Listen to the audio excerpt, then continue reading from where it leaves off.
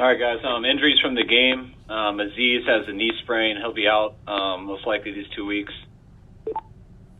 DJ Jones, ankle. He'll be limited this week. Jimmy Garoppolo had a right thumb injury where he's out on Wednesday.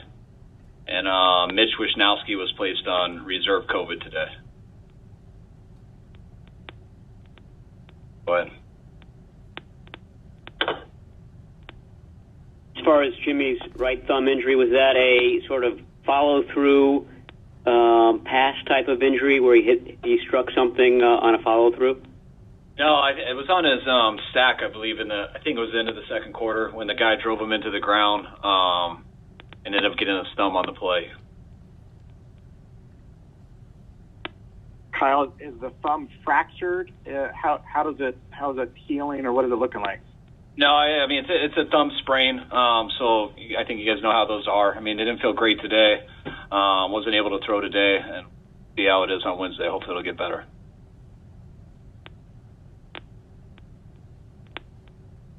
Kyle, what's the plan at punter this week with Mitch going on the list, and also is there concern about other guys potentially going on there now too? Yeah, I mean all the guys that they pulled for close contacts and stuff, they were all good and passed. So we have no concerns right now, and I think it was good. Most of us were, we weren't around each other much in these last 3 days, weekend and everything. So right now, seem all right. Kyle, does this mean that Mitch will not be available for you on Sunday? No, I mean, those protocols to get back have eased up a little bit. I'm not sure exactly how, but I still believe he's got to get 2 negative tests, I believe, and depending on where his symptoms are. So we'll hold out hope he'll be able to pump for us on Sunday and kick off, and if not, we'll have someone else in here. Kyle, did Jimmy Garoppolo's injury affect how he played in the second half? I think it affected his throw, just talking to him and stuff on the first play of the third quarter.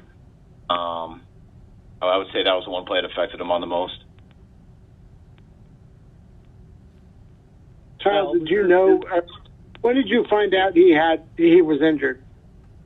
We knew his thumb was hurting him. We knew he jammed it. We thought we had jammed it at some time in the game, so tells us right when he comes to the bench. Whether Jimmy can play or not, is there any thought that Trey Lance might get some more playing time? I mean, obviously, definitely if Jimmy's not playing, but I don't really know to decide that until I watch the Texans, and we just finished with our guys, so I'm about to jump into them now, but there's a chance. How is Trey developed behind the scenes? Go ahead, Tim. That wasn't me. Oh. Well, it was me. I'll go. Go ahead. Was that Cam? Yeah. Oh, yeah. Okay, go. Well, I just want, how has Trey come along since, we haven't seen him pass in about 2 months, so, how ready is he to take over if Jimmy's not able to? I think this last month of Trey has been his best consecutive 4 weeks of practice since we've had him. He's had a number of good days and he's had some bad days like most guys do, but as far as his consistency and stuff, I feel this last month has been his best. And my question, Kyle, is because, what we've heard are very positive things about how Trey is practicing. Does it come to a little bit of a gray area where if Jimmy's cleared to play, but he might not be as effective as if he's 100%, that you then have to make a decision on which quarterback gives you the better chance of winning? Yeah. If your starting quarterback can't throw it as good as he normally does, that always factor. I feel like if that was the case at any time this year, if Jimmy was struggling to throw it his best, I think we would have gone with Trey. So it all depends on where he's at, but felt good to do that throughout the year. When you say Trey's had the best 4 weeks since he's been here, is that all scout team, Kyle? Has he had any other work other than scout team? No, yeah, that is all scout team.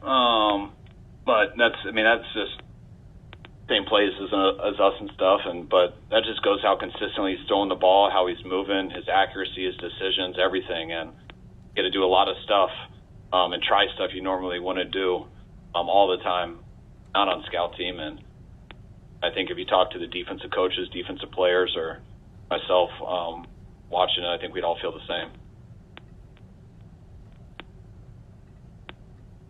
Well, I'm sure you saw that John got into you accidentally liked a tweet that wasn't very complimentary of Jimmy. Has anyone discussed that? Is that anything that needs to be addressed with Jimmy? Has John addressed that with Jimmy? I don't know if he did, but I don't think that has to. I think everyone in this building knows John pretty well. And as soon as you read a tweet like that, I don't think one person who knows John thinks that he did that. They're wondering how he messed that up. Why I don't have things like that. I would probably do the same on accident. You going back over it, did you see things in Jimmy's performance that might have been better than we might have thought, might have been worse than we might have thought just from initially? Yeah, I mean, just overall, I thought the first drive was great. I think that the last drive, going 96 yards with 5 minutes left, down 7 points on the road when things haven't been perfect. And when you have a long drive like that to send it where you got a chance to go to overtime. I thought that was the bigger moments of our year if we could have came through with it and finished there in the end. But we didn't. They were able to go down there and kick that field goal. I thought the interception in the end zone was the right decision by Jimmy. That's where the ball's supposed to go. We got the one-on-one with George, but obviously the corner had played it so well that I didn't think it was that hard to see, so Jimmy needed to throw it away. Instead, he tried to give it to George, and obviously the corner had played it way too well. He should have thrown it away and nothing else. The first throw in the third quarter was not a good one. He knows that, but he didn't. And I know Jimmy gets a lot of the blame for the game, with the 2 turnovers and stuff, which I think other people have responsibility also, is always in that. You take those 2 away, and I know you had that one questionable one over the middle. Their linebacker dropped, but he played a pretty game without those plays. Those are ones we definitely couldn't afford to make because of how the game went.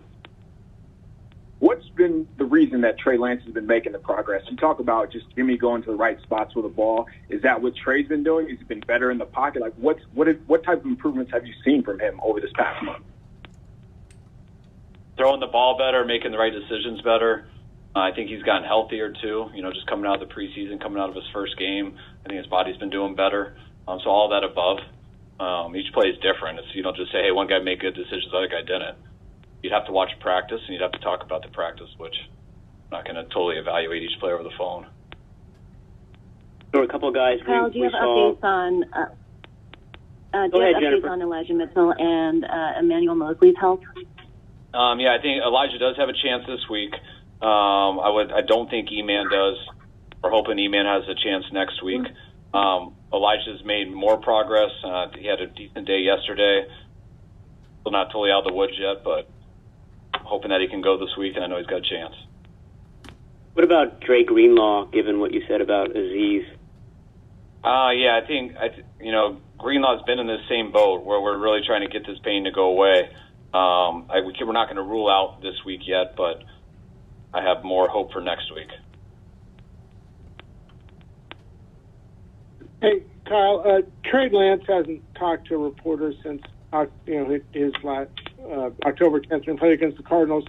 Is that is that in any way some sort of organizational decision to, just have him focus on doing his job, on eliminating quarterback talk, or what are you talking about? No, I just think I try to do things that I feel like is fair in the way that you guys normally would do stuff and the way we would normally do stuff. And when you guys were requesting them a bunch, I just asked how many times does the number 2 quarterback talk to the media during a week, and I was told none. So then I just said, we'll just keep it that way. We don't need to make stuff up. I think it's hard when you get guys out there, especially a young guy, and you're asking him questions because you guys, and I get that you guys are asking him questions, but sometimes he's just working, going through practice. You ask him what he's doing good, what he's doing bad. Guys are just making up stuff now, just trying to be polite and answer questions. And when you don't have a guy in that situation ever in the past, or I wouldn't want to back up in the future doing that stuff because it's just not how you do it. You just set guys up for no reason. I don't think that's necessarily right for them. Put them through that. They need to get ready for an NFL game, an NFL week, And when stuff in the media happens like it does when they normally play, I'm all for that. I just don't think it's right to do it just because of the draft status if he's not playing. Kyle, Trey Lance injured his finger in the preseason. Did that injury linger into the season at all? Did it affect him at all when he played earlier in the year? Yeah, I think so. I think anytime you have broken bone in your finger, it's always going to affect how you throw. So it doesn't mean you can't do it, but it definitely is a challenge. And I think as the year's gone and it's healed up more, I think it's helped him. Hey, two more guys. Kyle, you guys were looking, obviously, to get one of the top quarterbacks in the draft, but I was curious how much you evaluated Davis Mills and what you thought of him. Yeah, we evaluated him a good amount, especially being a local guy. And we were very impressed with him. Very good football player, can throw the ball well. I know he had battled a number of injuries coming out, gotten his opportunity this year, and he looks the part. He's done a hell of a job for him.